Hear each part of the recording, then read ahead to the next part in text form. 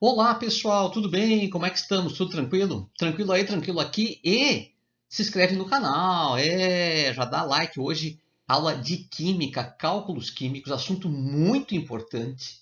Esse assunto é casca grossa, mas a gente vai descascar essa casca grossa aí, né? Certo? Já dá um likezinho, ativa o sininho aí, tá? E não esquece, se inscreve no canal para dar uma força. Aula número 9. Hoje nós vamos falar da quarta unidade estequiométrica. Vamos começar a falar do volume molar. Mas antes disso, nessa aula de hoje, nós vamos ter 3 aulas para falar disso, tá? Na aula de hoje a gente vai falar do quê? Da equação de Clapeyron.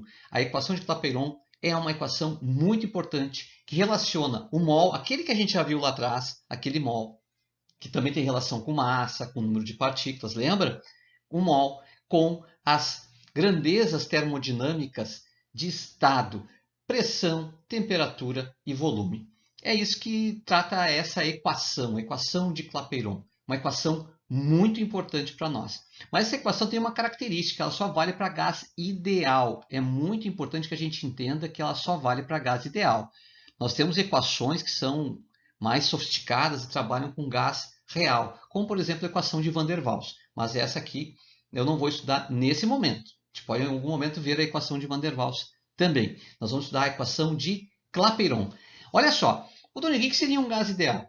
Um gás ideal é aquele que a gente considera que as moléculas desse gás não têm volume. Você assim, pô, ideal mesmo, né? A molécula ficar sem volume nenhum.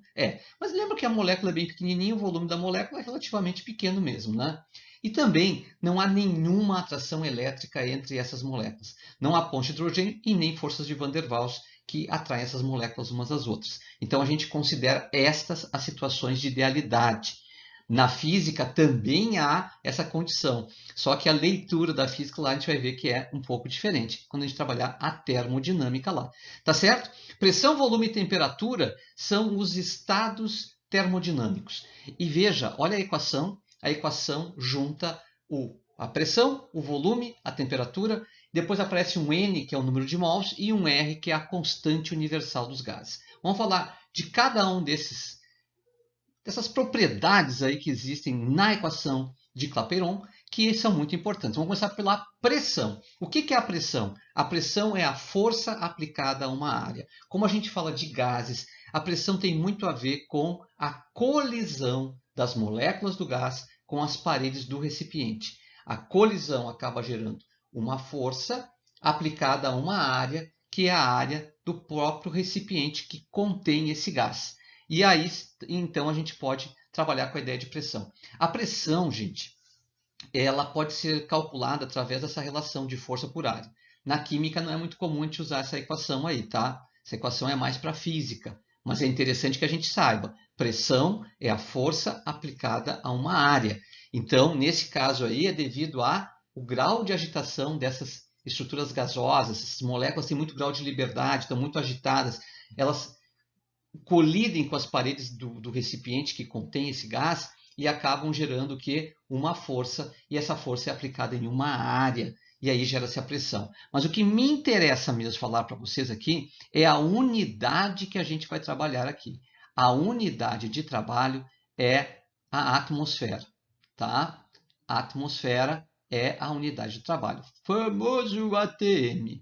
Professor, o que seria o ATM? No nível do mar, imagina que tem uma atmosfera em cima do nível do mar, tá? Uma atmosfera de gases.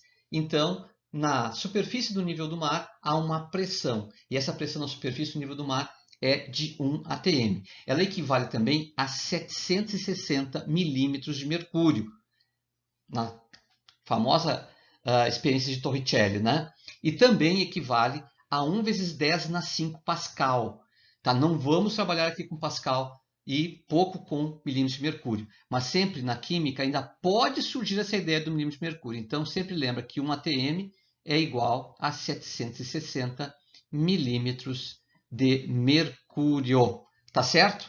Muito bem. Então, isto é a pressão. Agora vamos dar uma olhadinha no que é o volume. Bom, o volume é o espaço ocupado pelo gás, né? O gás ocupa um certo volume, um espaço, e ele nos interessa muito. Aqui também me interessa muito a unidade. A unidade que a gente trabalha aqui não é a unidade do SI, tá? Na física se trabalha a unidade de metro cúbico. Se trabalha a pressão em Pascal também, tá? Aqui não. Aqui a gente trabalha com litros. Litros. Que o símbolo é um Lzinho maiúsculo, tá bom? Então, litros é a unidade. Não esquece que 1 litro tem 1000 mililitros, porque é muito comum eles darem mililitros ou centímetros cúbicos, tá? Então, cuidado, porque aqui o que castiga um pouco a gente é a questão das unidades, tá? E temperatura, professor. Temperatura é outra também das variáveis de estado termodinâmico, né? Exatamente. A temperatura, ela mede a agitação das partículas. Quanto mais agitadas elas estão, maior a temperatura. Por isso que o estado gasoso, lembra, de uma mesma substância química, ele é aquele que há maior temperatura.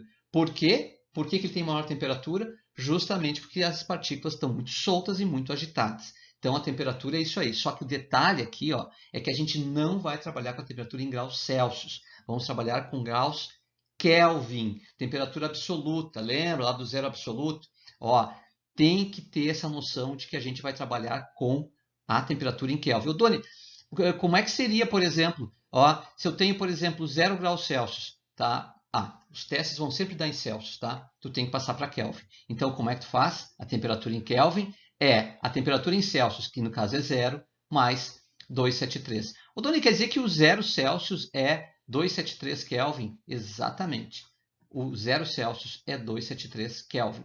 A gente vai trabalhar muito, muito, muito com essa temperatura de 0 na química. Em alguns casos, vão trabalhar com temperatura de 27 graus Celsius, muito raros, mas a maior parte das vezes com 0 graus Celsius, ou seja, a temperatura vai ser de 273 Kelvin, muito comum isso. Além disso, nós temos ainda o número de mols. O número de mols, lembra que ele se relaciona com uma massa, que é a massa molar. O número de mols também se relaciona com um número chamado número de Avogadro, que é o número de partículas. Por exemplo, se eu tenho 6 vezes 10 na 23 moléculas de um determinado gás, eu tenho 1 mol desse gás, certo? E ainda a constante universal dos gases. Como nós usamos aqui a pressão em atmosfera, o volume em litros, a temperatura em Kelvin, aí, o mol é mol mesmo, a unidade de mol é mol mesmo, tá? O valor vai ser 0,082 para qualquer gás. E essa equação ela pode ser usada realmente para qualquer gás, desde que a gente considere ele nas condições ideais. E ela é muito importante porque ela relaciona mol, temperatura, volume e pressão. E lembra aquela constante universal dos gases? Normalmente eles colocam no teste para a gente solucionar. Equação de Clapeyron. Quem diria? Os gases relacionados com temperatura, pressão e volume. Ou seja, é uma equação bem fantástica. Espero que você tenha entendido a equação de Clapeyron.